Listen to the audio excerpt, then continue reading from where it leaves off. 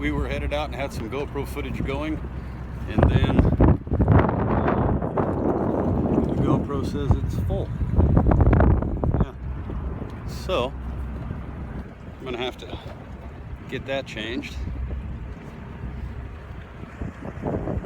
Pretty good breeze blowing. Probably hear it in the microphone. It's noon on Saturday. Gonna head out and do some fishing, or try to anyway. We've got new fishing reel, rod and reel. Went and bought a jig today at Dana Landing. Guy said he recommended it for this area. All species of fish, so I guess we'll see. Got the ship's canine pirate with his safety gear on. Ethan, what are you doing? What are you doing?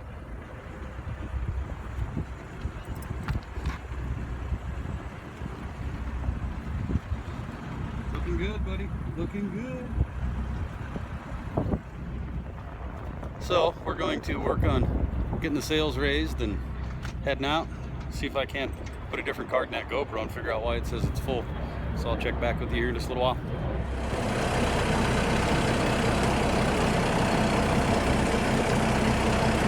Are you ferocious?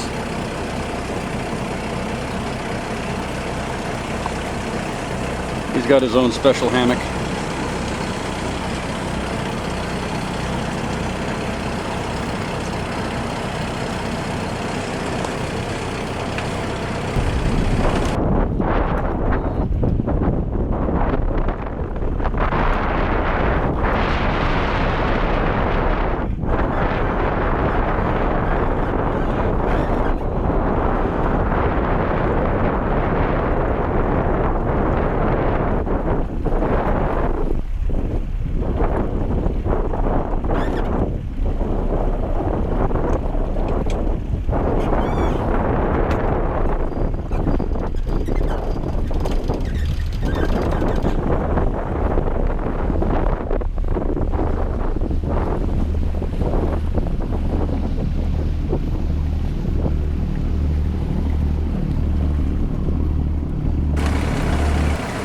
Huge oil tanker out there. Boy. Huge.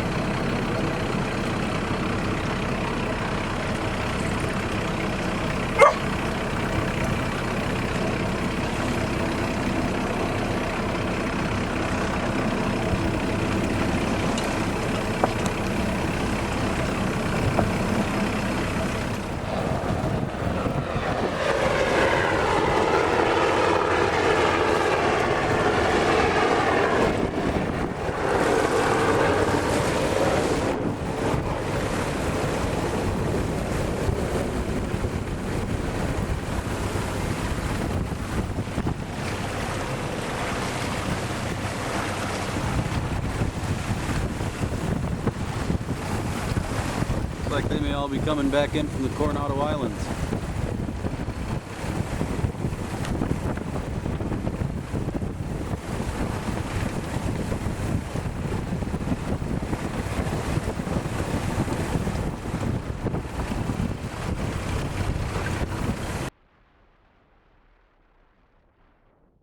Started to throw the fishing line out and that new jig that we had bought. And I was not prepared for the drag that thing has. We no sooner got it outside of the boat, it started unspooling line. I tightened up the drag as hard as possible and finally got that bad boy reeled back in. That'll take a little bit less speed. We were doing about 7.5 knots right there. We got about 25-30 miles offshore and figured we were starting to run out of time. So Ann took the helm and we tacked through the wind and headed back in.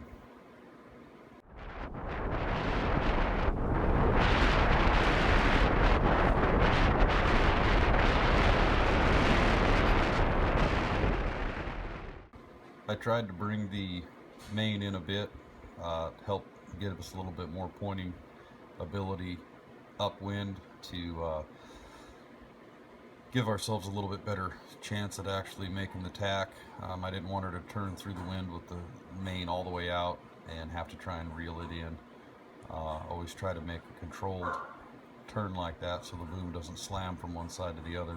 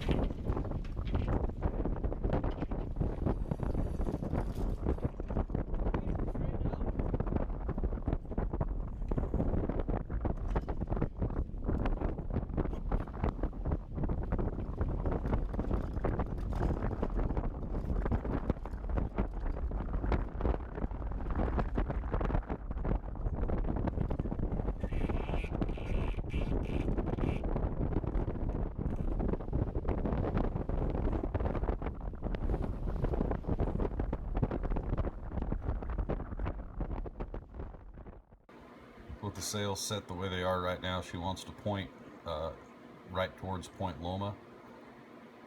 We brought them out and it helped the boat itself want to turn down a little bit. Took a lot of the weather helm out of the steering and made the boat a lot easier to sail.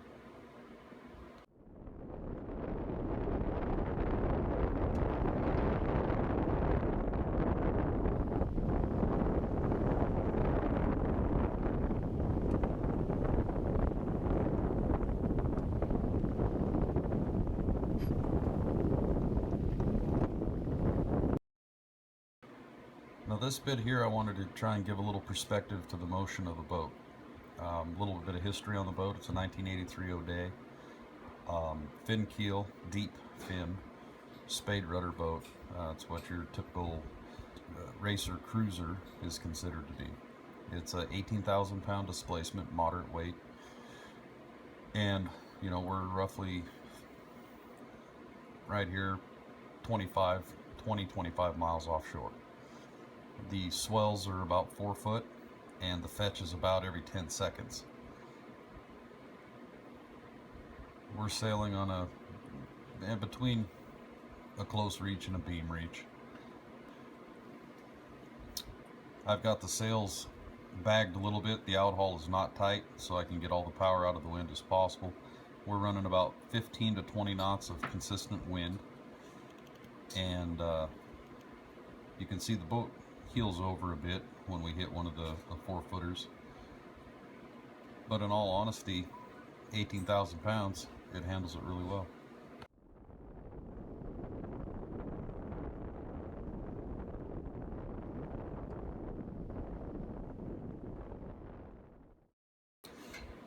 I don't really know what this guy was thinking.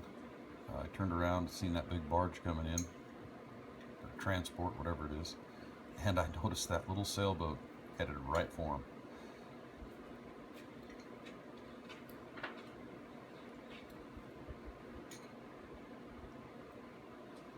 I thought we were going to witness an accident. He barely cleared the stern of that thing.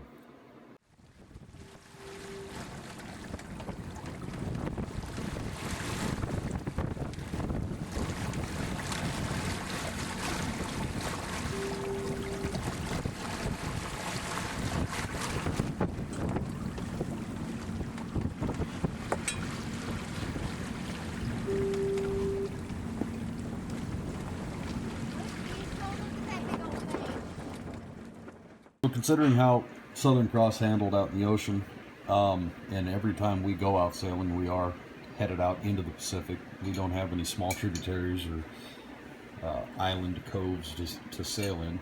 We head out to sea every time. I wanted to kind of go through some of the criteria that we went through while we were researching boats over a period of about 7 to 8 years, and why we made the decision we did. Hopefully, maybe you can get some information out of this that helps you come to a decision on what kind of boat you're looking for. So I'm going to start a series on that coming up. So keep an eye out, and we'll start going over different styles of boats, what they have to offer, and things to look at. Thanks for watching.